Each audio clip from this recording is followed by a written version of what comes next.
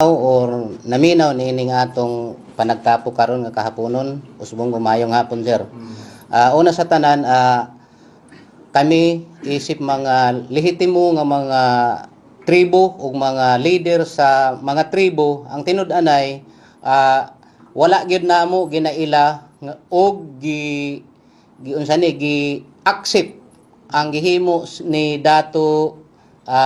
adlaw o wala gyud namo gi-accept ngano man ang tinud-anay dili gud siya lehitimo nga tribo no kay ang tinud-anay kung atong tan-awon ang tribo dinhi sulod sa Surigao del Sur is duha lang siya ka ethnic tribes kadtong Mamanwa,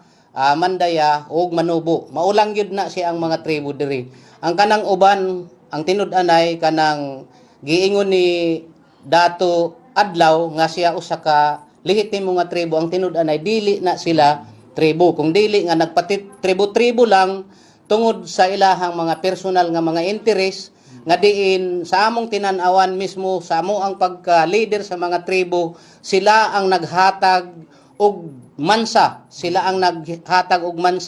kadaot didto sa mga lehitimo labi na sa kadtong mga tao nga wala pa nakahibalo kung unsa gyud ay ang tribo no pero alang sa kasayuran sa tanan kadtong giingon nako nga sila dili gyud sila mga legitimate nga mga tribo ngano man gani man sa akong nakita dito sa mga gipang labay sa mga social media nga kadtong mo claim sila og kadtong gitawag nila nga ancestral land no ang tinud-anay tinuod man na siya kadtong gipangbanggit niya nga gidala niya ang IPRA balaod sa IPRA ang tinud-anay nabutang na dito sa IPRA pero ang tinud-anay dili sila moy authorize nga mo claim og yutang kabilin or